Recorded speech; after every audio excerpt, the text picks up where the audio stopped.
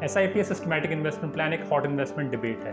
कुछ लोग SIPs को पसंद करते हैं, बट ऐसे लोग भी हैं जो उन्हें डिसलाइक करते हैं। सच क्या है? क्या आपको SIPs के थ्रू इन्वेस्ट करना चाहिए?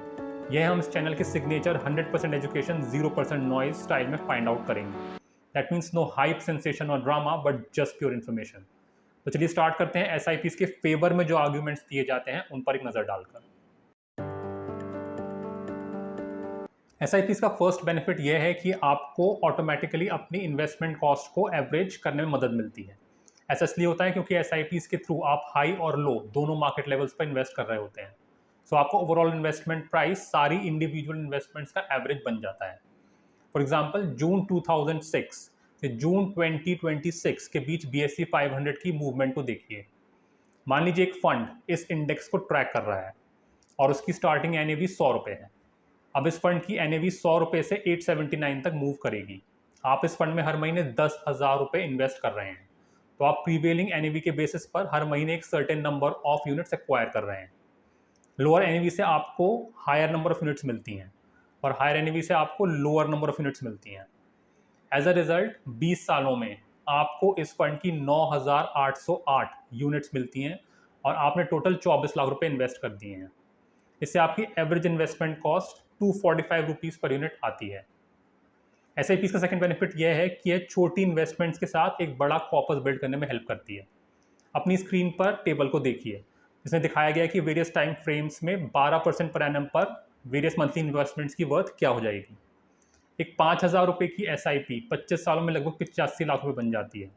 10,000 रुपये करीब 1.7 करोड़ बन जाते हैं और 25,000 रुपये करीब 4.25 करोड़ बन जाते हैं, एंड सो ऑन। अगर इस क्रिस्प टेबल ने आपको डिसिप्लिन इन्वेस्टिंग की पावर रियलाइज करने में हेल्प की है तो लाइक बटन को हिट करके एक्नॉलेज करें। थर्ड, SIPs एक बहुत बड़ी साइकोलॉजिकल हेल्प भी हैं, क्योंकि वो आपको इस बर्डन से रिलीव करती हैं कि आपको कब इन्वेस्ट करना है और कब नहीं। Investors often get influenced by prevailing market conditions and can delay the start of investing or stop their investments in a knee-jerk manner amid market falls. SIP इस काउंटर प्रोडक्टिव बिहेवियर को avoid करने में help करती है, जिससे investors को tough times में invested रहने में मदद मिलती है। फोर्थ, SIPs इन्वेस्टिंग को ऑटोमेट करने में हेल्प करती है। यह बहुत यूजफुल है अगर आपके पास अपनी इन्वेस्टमेंट्स को मैनेज करने के लिए टाइम या इंटरेस्ट नहीं है, या फिर दोनों ही नहीं है। अगर आप अपनी इन्वेस्टमेंट्स को मैनुअली मैनेज करते तो आप बिजी होने की वजह से या सिंपली भूल जाने की वजह से उन्हें स्किप कर सकते थे। लास्ट बट नॉट लीस्ट, यह आपको एक डिसिप्लिन्ड इन्वेस्टर बनाती है। अपनी वेल्थ को स्लोली और स्टेडली ग्रो होते देखना एक पॉजिटिव फीडबैक लूप का काम करता है और आपको इन्वेस्टिंग के लिए सीरियस बनाता है। ऑटोमेटिक होने की वजह से SIPs नेचुरली इन्वेस्टिंग को प्रायोरिटाइज करती है और सेविंग्स को वेस्ट होने से प्रिवेंट करने में हेल्प करती है।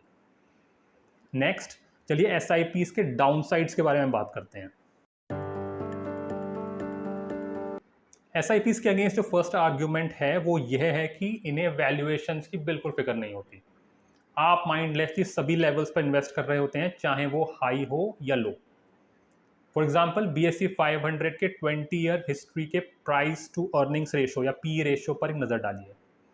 इस पीरियड के दौरान P रेशो मिनिमम करीब 12 टाइम्स से लेकर मैक्सिमम 34 टाइम्स तक फ्लक्चुएट हुआ है। एवरेज लगभग 22 टाइम्स रहा है। लेकिन एक SIP इन्वेस्टर ने सभी लेवल्स पर इन्वेस्ट किया होता, जिसमें वेरी हाई लेवल्स भी शामिल हैं।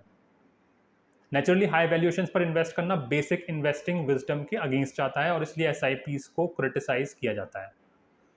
SIPs के अगेंस्ट सेकंड आर्ग्यूमेंट यह है कि यह लॉन्ग टर्म में भी रिटर्न्स जनरेट करने में फेल हो सकती हैं। फॉर एग्जांपल, मार्च 2010 और मार्च 2020 के बीच की SIPs को कंसिडर कीजिए, जब कोविड-19 की वजह से मार्केट्स क्रैश हो गए थे। गेस कीजिए कि अगर आप इस पीरियड के दौरान हर महीने 10,000 रुपये रेगुलर इन्वेस्ट करते तो मार्च 2020 के एंड में आपके SIP रिटर्न्स क्या होते? जस्ट 3.16% पर एनम। सो SIP से क्रिटिसिज्म यह है कि सच में आपके कॉर्पस को प्रोटेक्ट नहीं करती हैं और लॉन्ग टर्म में भी बहुत लो रिटर्न जनरेट कर सकती है। SIPs के अगेंस्ट थर्ड आर्ग्यूमेंट यह है कि रैलिंग मार्केट्स में यह लंप सम इन्वेस्टमेंट्स के कंपैरिजन में अंडर परफॉर्म कर सकती है। BSE 500 के उसी 20 ईयर चार्ट को फिर से देखिए। जैसे कि आप देख सकते हैं, BSE 500 20 सालों में 4030 से ऊपर करीब जाके 36,000 तक पहुंच गया है। इसमें ब्रीफ फॉल्स भी आए हैं, लेकिन डायरेक्शन मोस्टली अपवर्ड्स रही है। मान लीजिए आपने BSE 500 में मंथली 10,000 रुपये इन्वेस्ट किए, ओवरऑल आपने 24 लाख रुपए इन्वेस्ट किए होंगे। 20 साल के एंड में आपका कॉर्पस करीब 87.52 लाख हो जाएगा। लेकिन अगर आपने स्टार्ट में ही 24 लाख रुपए इन्वेस्ट कर दिए होते तो आपका टोटल कॉर्पस करीब 2.14 करोड़ होता। ये SIPs के थ्रू अक्यूमुलेट किए गए कॉर्पस का डबल से भी ज़्यादा है। तो आर्ग्यूमेंट ये कहता है कि अगर मार्केट के ऊपर जाने की एक्सपेक्टेशन है तो SIPs के थ्रू इन्वेस्ट करने से बेहतर है कि आप लंप सम इन्वेस्ट करें। Then a practical argument against SIPs is that they are just a tool in the hands of AMCs and financial intermediaries to get regular cash flows from you. यह एक subscription की तरह है। हर महीने एक certain amount आपके bank account से debit हो जाता है और डायरेक्टली या इंटरमीडियरी के जरिए AMC के पास चला जाता है। AMC अपना पैसा एक्सपेंस रेशियो के थ्रू बनाती है और इंटरमीडियरी अपना पैसा कमीशन के थ्रू बनाते हैं। उन्हें हर महीने आपको चेज नहीं करना पड़ता या बार बार एक प्रोडक्ट सेल करना नहीं पड़ता है। एक बार SIP सेटअप हो जाए तो उन्हें सीमलेसली आपसे पैसा मिलता रहता है और उनके AUM और हेंस उनके प्रॉफिट्स को ऑगमेंट करता रहता है। इसलिए SIPs को प्रेज करना और उनके सो कॉल्ड वर्च्यूज को स्प्रेड करना उनके इंटरेस्ट में ज़्यादा है। SIPs ना तो गुड हैं और ना ही बैड हैं। SIPs बस SIPs हैं। उन्हें खुद में एक इन्वेस्टमेंट की तरह देखने के बजाय एक इन्वेस्टमेंट मेथड की तरह देखा जाना चाहिए। फंडामेंटल लेवल पर आप बस एक ऑटोमेटेड मैनर में हर महीने एक सर्टेन अमाउंट को इन्वेस्ट कर रहे हैं। कोई भी एक SIP को हर महीने मैनुअल इन्वेस्टिंग से रिप्लेस कर सकता है। SIPs को वैल्यूएशंस की परवाह नहीं होती और यह बात ठीक है। लेकिन एक म्यूचुअल फंड इन्वेस्टर के तौर पर वैल्यूएशंस रियली आपकी कंसर्न नहीं होती हैं। आपके फंड मैनेजर को उनका ख्याल रखना होता है और आप इस चीज़ के लिए ऑलरेडी उसे पे कर रहे हैं। Whether SIPs do well or not will depend on the fund in question and the market conditions. इसका मतलब यह है कि SIPs किसी भी गुड रिटर्न्स या यहाँ तक कि पॉजिटिव रिटर्न्स की एश्योरेंस भी ऑफर नहीं करती हैं। आप SIPs के थ्रू पैसा भी लूज कर सकते हैं। ट्रेंडिंग मार्केट में यह सही है कि लंप सम SIP को आउट परफॉर्म करेंगे। यह इसलिए होता है क्योंकि एक इंडिविजुअल SIP कंपैरिजन में लंप सम्स को आपके पैसे को कंपाउंड करने के लिए ज़्यादा टाइम मिलता है। और हाँ, ये AMCs और फाइनेंशियल इंटरमीडियरीज के लिए पैसा बनाने का एक सॉलिड तरीका है, इसलिए वो हमेशा SIPs के वर्च्यूज़ को गाते रहेंगे। लेकिन इन्वेस्टर्स के लिए SIPs का रियल यूज़ उनके एक साइकोलॉजिकल और कन्वीनियंस टूल के होने में है, जैसा कि हमने इस वीडियो के फर्स्ट सेक्शन में डिस्कस किया था। इन सब के बीच फाइनल आंसर आप पर डिपेंड करता है।